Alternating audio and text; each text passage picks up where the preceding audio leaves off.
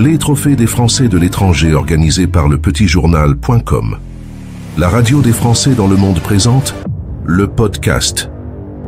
J'ai quitté mon studio aujourd'hui, je suis installé sur une jolie terrasse parisienne, presque au soleil, entre la Tour Eiffel et l'Arc de Triomphe. Aujourd'hui, la radio des Français dans le monde se déplace pour les trophées des Français de l'étranger. Je reçois les différents lauréats, je suis heureux de vous présenter Maître Chloé Vialard, puisque c'est ton titre, tu es avocate. Bonjour Chloé. Bonjour. Merci d'être avec nous, on va parler de ce prix, lauréate sociale et humanitaire, un beau projet que tu as monté à Singapour. Avant d'arriver sur ce projet, un petit mot sur ton parcours. Tu es originaire de Paris, des études donc de droit à Strasbourg et un petit peu en Angleterre aussi. C'est marrant, pourquoi tu as voulu découvrir un peu le droit anglais ? Alors merci beaucoup de cette opportunité, ravi de faire votre connaissance et merci de m'accueillir pour parler du projet. Alors un petit mot sur mon parcours, j'ai voulu faire du droit international à la base des droits de l'homme, parce que j'avais visité la Cour européenne des droits de l'homme quand j'avais 8 ans et que ça m'avait fascinée. Et puis je voulais parler anglais, et donc je me suis dit si je combinais les deux, ayant fait un bac international en banlieue parisienne, donc j'ai étudié 2 ans en Angleterre et j'ai étudié 2 ans à Strasbourg par la suite. Alors quand on arrive, qu'on est jeune étudiante en Angleterre, on découvre une autre culture qui n'est pas très loin de la culture française, mais ça change quand même. On est un peu perturbé au début. Moi, j'avais l'habitude d'aller souvent en Angleterre parce que j'ai de la famille, ma marraine, qui habite là-bas, pour être très précise. Donc c'est une culture qui m'a toujours beaucoup attirée. Et j'ai effectivement fait ce souhait par la suite de m'installer dans un autre pays anglo-saxon où je vis aujourd'hui, qui est Singapour. Alors en effet, une envie d'Asie avec ton conjoint qui est également avocat. L'Asie, c'est grand quand même. Là, pourquoi c'est Singapour qui gagne ?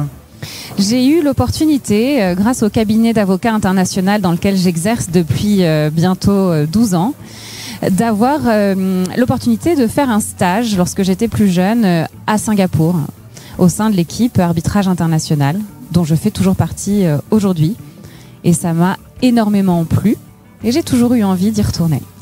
Un petit mot sur ta vie à Singapour, comment se passe le quotidien, tu t'es intégré parfaitement, la France te manque pas trop ?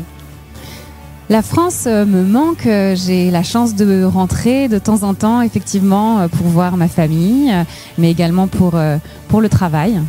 Mais Singapour est une ville absolument formidable et je recommande à tout un chacun qui serait intéressé de découvrir sa culture, de venir en escale ou pour un séjour plus prolongé.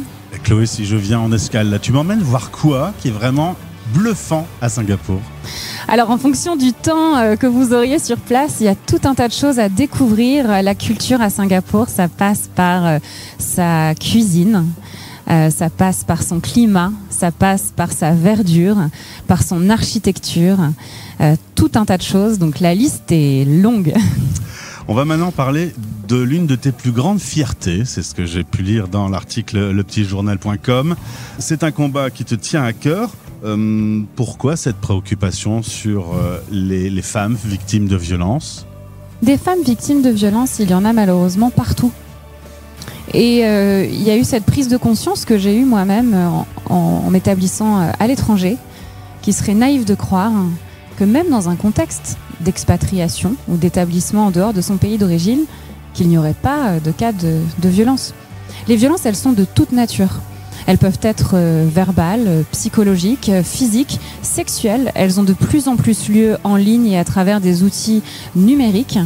Et lorsque l'on est établi en dehors de son pays d'origine, il peut y avoir aussi un contexte où l'on suit, par exemple, un conjoint ou une conjointe. Il peut y avoir des situations de dépendance à la fois économique et administrative.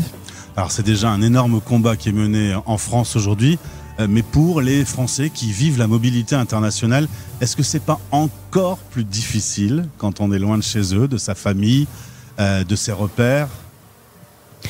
Il y a effectivement des difficultés à la fois pratiques et qui peuvent devenir des facteurs de vulnérabilité d'une femme qui serait victime de violences, y compris de violences conjugales, intrafamiliales.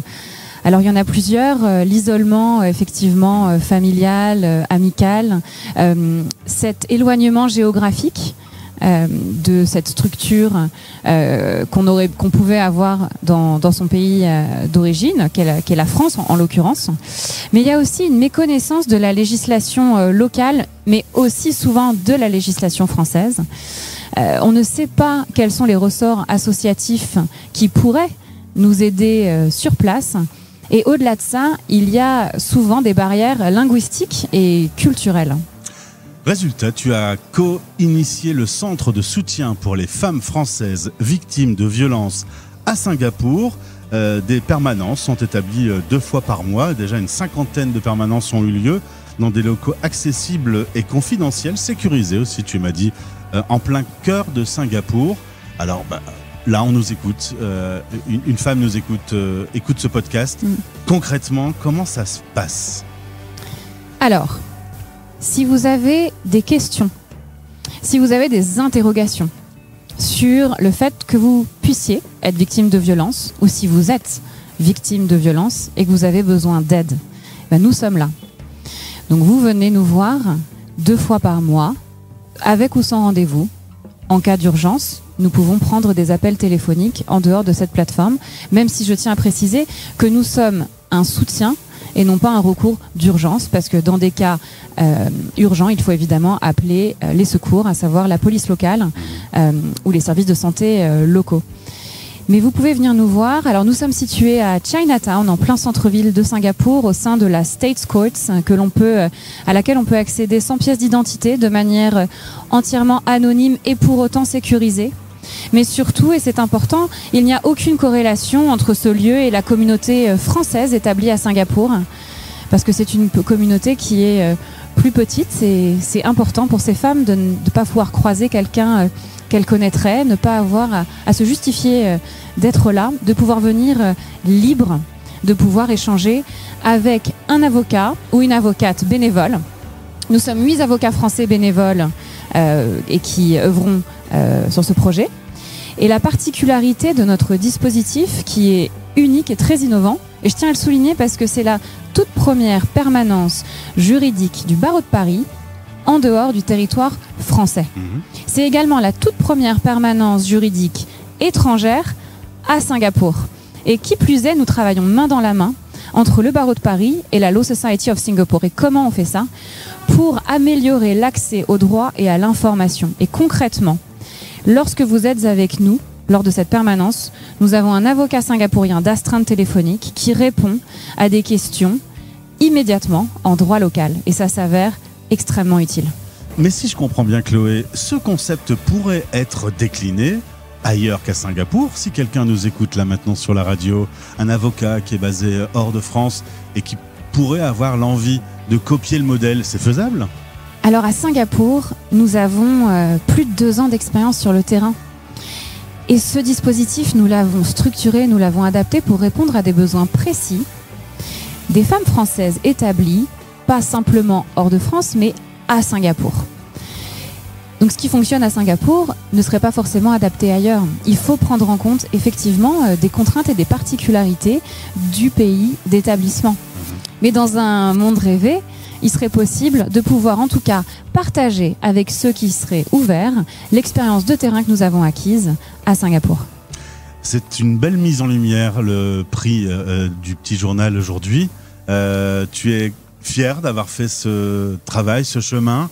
Et évidemment, le mieux, ce serait de pouvoir fermer les portes de ce centre, qu'il n'y ait plus de problème du tout, mais on en est loin quand même encore. Hein. Je suis très fière d'être là aujourd'hui et je remercie le petitjournal.com et la Caisse des Français de l'étranger qui m'ont remis conjointement ce prix. Alors moi, je suis là devant vous aujourd'hui, mais en réalité, je suis pas toute seule. Je représente ce collectif et je tiens à mentionner qui sont les partenaires de ce projet, à savoir le barreau de Paris et son barreau de Paris Solidarité qui promeut l'accès au droit, la Law Society of Singapore et Pro Bono SG et l'ambassade de France à Singapour et son consulat. Merci et encore félicitations à toute l'équipe pour le travail réalisé. Cette mise en lumière va peut-être inspirer et ce serait un plaisir que ça puisse faire des petits en tout cas, vous pouvez en parler avec des personnes qui auraient envie de se lancer comme vous dans le projet. Je vous remercie pour cette opportunité. Au plaisir. Belle journée à Paris. Retrouvez ce podcast sur lepetitjournal.com ou en écoutant la radio des Français dans le monde. Françaisdanslemonde.fr